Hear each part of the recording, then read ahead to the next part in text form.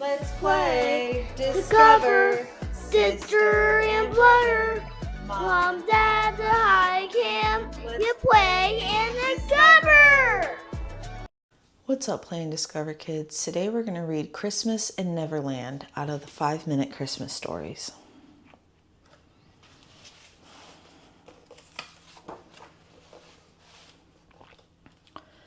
Peter Pan's Christmas in Neverland.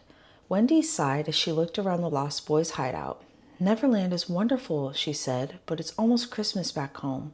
I do wish we weren't missing it. Christmas? Peter asked. What's a Christmas? Why, Christmas is the most special time of the year, Wendy said. There's a beautiful tree covered with lights. Lots of presents, Michael chimed in. Don't forget the Christmas crackers, John added. They make such wonderful kaboom when they explode. But most important, Christmas is a time to show people how much you care for them, Wendy finished. Hearing Wendy talk about Christmas gave Peter an idea. You know, he said, handing Wendy a basket, a bunch of shells washed up on the other side of Mermaid Lagoon. If you hurry, you can get some before the waves take them back to sea. Goodness, Wendy exclaimed, if I leave right now, I can be back before dark. As soon as Wendy was gone, Peter gathered the Lost Boys around him. We're going to surprise Wendy, he announced. We'll have Christmas right here in Neverland.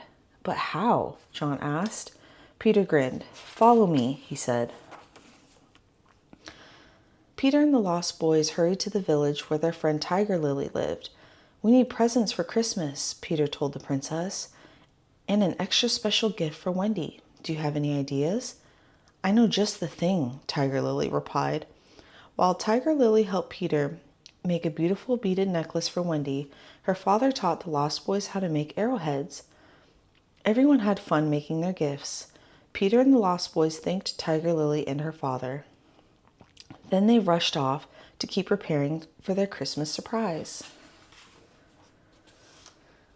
The boys took their gifts back to the hideout. Then they set off on a raid of the Jolly Roger. Peter, why are we here? John asked as they hid in the pirate ship's sails. Surely these savage buccaneers know nothing about Christmas. That's true, but they know an awful lot about making things explode, Peter said. I'm going to swipe some powder from their cannons to make our Christmas cracker. Captain Hook was so busy watching for the crocodile that he didn't notice Peter duck into the Jolly Roger's storeroom. Moments later, Peter burst onto the deck, carrying a bulging bag of powder. He tossed a handful right into Captain Hook's face, making the pirate sneeze. Thanks for the powder, you codfish, Peter Pan shouted. I'll get you for this, Pan, Captain Hook yelled as the boys raced away laughing. Next, Peter and the Lost Boys scouted the forest for the perfect Christmas tree. But when they got the tree back to their hideout, Peter frowned. This tree doesn't look so special, he said. That's just because it doesn't have any decorations yet, John assured him. The Lost Boys went to work. Soon every branch of the tree was decorated with buttons and acorns, arrowheads and seashells, and long garlands of flowers.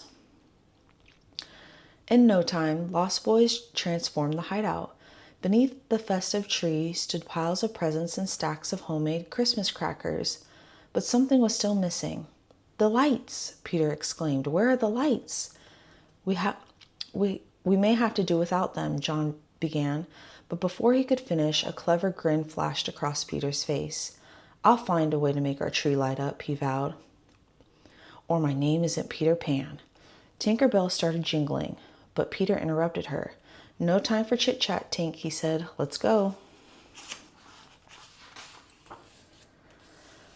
Peter Pan and Tinker Bell flew through the sky, racing the setting sun all the way to Mermaid Lagoon. The mermaids waved at them from the glittering water.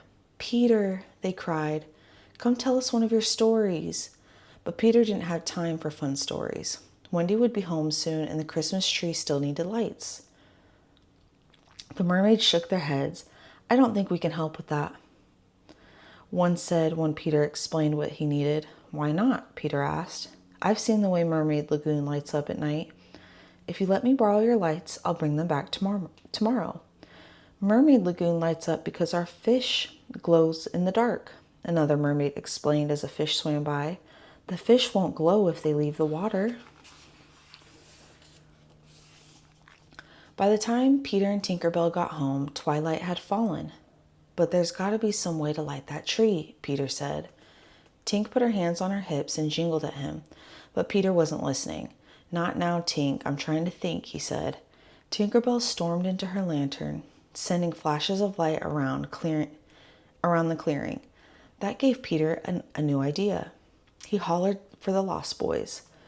Fireflies, Peter announced. We'll use fireflies to light our Christmas tree. The Lost Boys leapt into the air, catching fireflies in their hats. But when they took fireflies all over the Christmas trees, the glowing bugs flew away. Peter sat down on an old stump. It's no use, he said. Defeated. Christmas is ruined. Now, it's still a very nice tree, John said, even if it's getting too dark to see it properly. Tinker Bell peeked out of her lantern. Maybe now Peter would listen to her.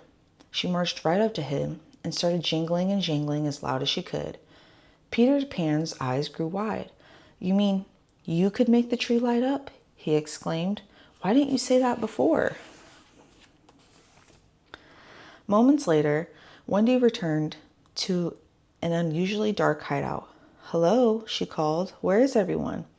Suddenly, a lovely glow filled the room as the Christmas tree began to sparkle with pixie dust. Wendy gasped as Peter Pan and the Lost Boys burst out of their hiding places. Merry Christmas, Wendy, they cheered. Wendy beamed and gathered the Lost Boys around her. Christmas had to come to Neverland after all. The end. Thank you for reading with us, Play and Discover, kids. We'll see you next time. Let's play, discover, Stitcher and Blur. Mom, Dad, the high camp, you play and discover.